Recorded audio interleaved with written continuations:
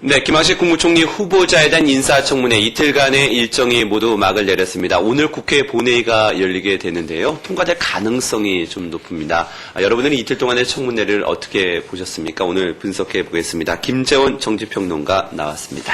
안녕하십니까? 안녕하세요. 김학식 총리 후보자, 이제 이틀간의 인사청문회가 이루어졌는데 일부에서는 좀 실망스러웠다 이런 평가도 있고요. 아니 내용보다는 청문회 과정이 어떻게 보셨습니까? 예, 기본적으로 이제 인사청문회를 거치면서 김학식 후보자에 대해서 다양한 평가가 있을 것으로 보이는데요. 네. 그러나 직전에 그 총리 후보자로 지명이 되었다가 낙마한 김태호 총리 후보자에 비해서는 결정적인 어떤 하자가 드러나지는 않았다 이런 네. 평가가 중론인 것 같습니다. 그러나 국민 입장에서는 역시 가장 중요한 여러 가지 그 도덕적인 문제뿐만 아니라 또 국정 수행 능력 전반적으로 많은 평가를 하셨을 것인데요.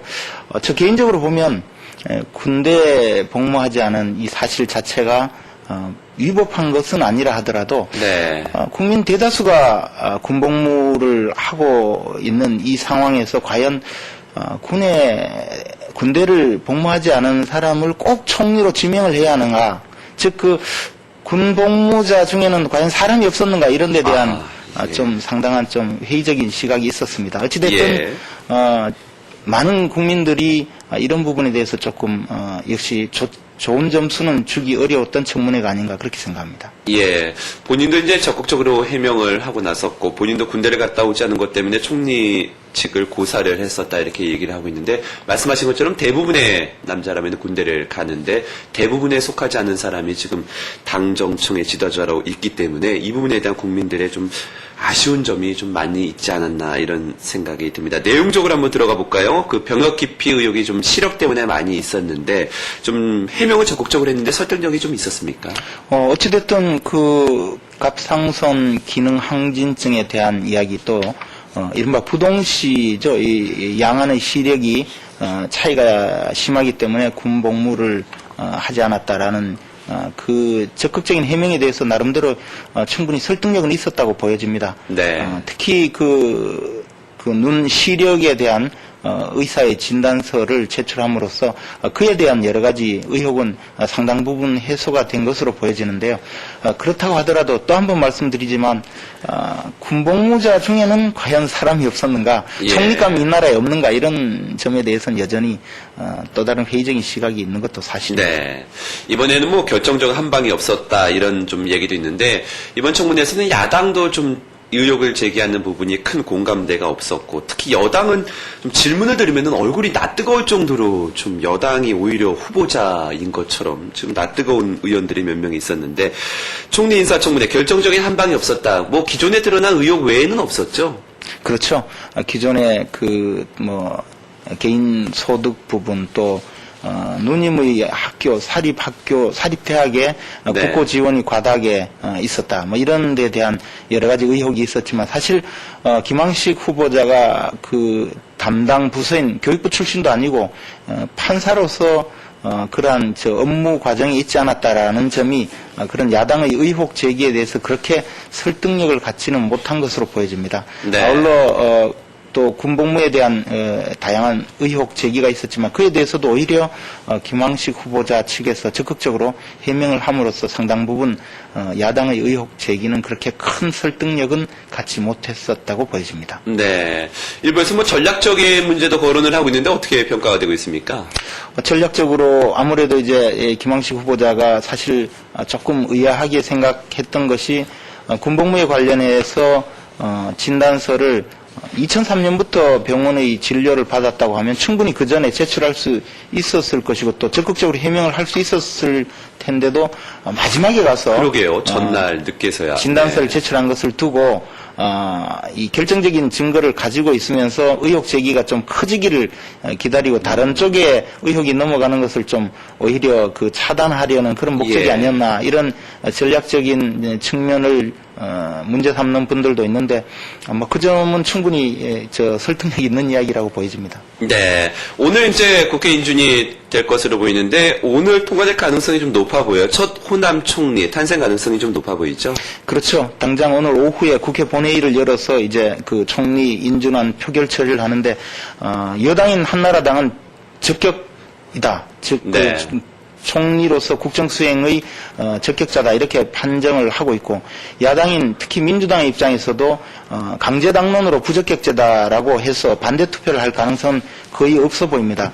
아무래도 민주당의 지역적 기반인 이 호남에서 첫 그 전남 출신 총리가 탄생하는 이 마당에 굳이 그 민주당이 김황식 총리에 대해서 직접적으로 반대 표결을 강행 처리하려는 그런 의도는 별로 없어 보이고요. 또 다른 네. 야당에서도 직접적으로 강제 당론을 통해서 반대 표결을 할 가능성은 거의 없어 보이기 때문에 결국 김황식 총리 후보자는 오늘 그 오후에 국회 본회의에서 인준 표결이 충분히 통과될 수 있으리라고 예상이 됩니다. 네. 그러면 이제 총리가 다시 이제 인선이 된다면은 그 후임 장관들의 지금 인선도 좀 빨라질 것으로 보이는데 일단 오늘 발표될 가능성이 좀 제기되고 있어요. 외교부 장관 김성환 외교부석이 발탁될 가능성이 높죠?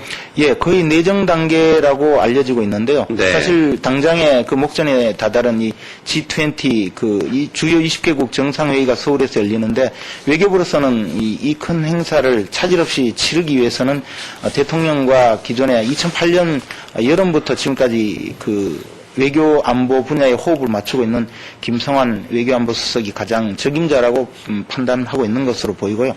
또 어떤 외교 정책의 일관성을 유지하기 위해서도 상당히 긍정적인 인사라고 보여집니다. 예. 일각에서는 이 인사청문회를 좀 걱정하는 그런 시각도 있는 것으로 보여지는데요. 다만 요즘 들어서 집권 여당 또 청와대가 이 인사청문회 공포증이 있는 것은 그동안에 워낙 인사 과정에서 검증을 소홀히 하거나 또는 아예 검증 절차를 생략하는 과정에서 벌어진 예. 일이 아닌가 이렇게 생각이 되는데 이 부분에 대해서 충분히 검증을 거쳤다고 보여지고 있어서 그런 인사청문회 과정에서도 크게 문제가 제기될 가능성은 별로 없다고 보여집니다. 네. 이번 민주당 소식 알아볼까요? 이제 이틀밖에 남지 않았습니다. 이번 주말 일요일이면은 전당대회가 열리게 됐는데 빅3 3파전 갈수록 이렇게 서로 간에 어떻게 보면 난타전이라고 해야 될까요? 많은 부분을 또 끄집어내고 있어요. 상대방이 가장 아픈 얘기까지도 하고 있고 또 어제 MBN에서도 저희 회사 MBN에서도 토론회가 있었는데 계속 이런 서로 간의 난타전 이어지고 있는데 어떻게 지금 갈등이 예견되고 있습니까?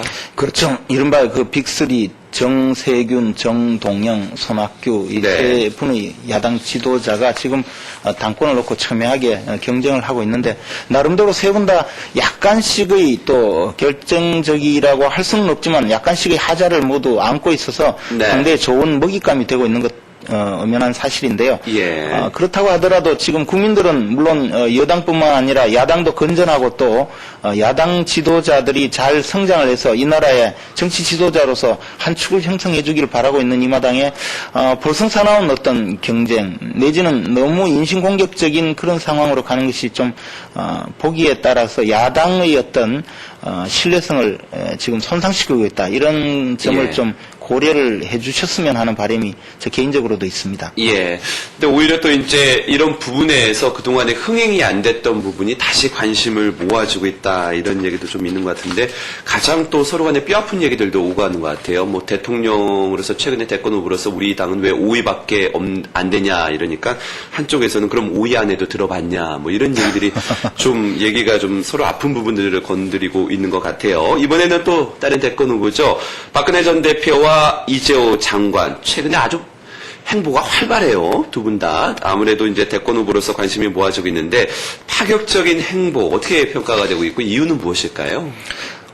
우선 박근혜 전 대표 입장에서는 그동안의 그 세종시 문제로 근 1년가량을 집권 여당 내에서도 친이 직계 의원들 또는 청와대와 직접적으로 대결을 해오던 입장이기 때문에 상당 부분 그 운신의 폭이 줄어들었던 것이 사실입니다.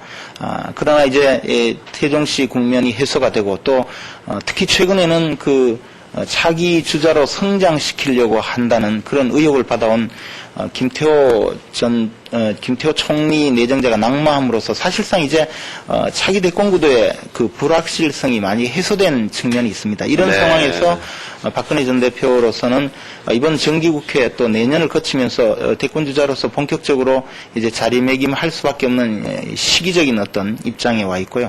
네. 이조 장관의 경우에는 그동안 사실 원외에서 나름대로는 서름도 겪고 또 정치 일선에 복귀하지 못하던 그런 절치부심의 시간을 거쳐서 이제 또 화려하게 여권 내 특히 친이의 어떤 핵심으로서 부상을 해 있기 때문에 스스로 광폭 행보를 할 수 있는 적절한 혹이다 이렇게 보여집니다. 예. 이 두 분 또 지금 여권 내에서는 경기지사인 김문수 지사의 어떤 예. 부상도 상당히 눈에 띄는데요.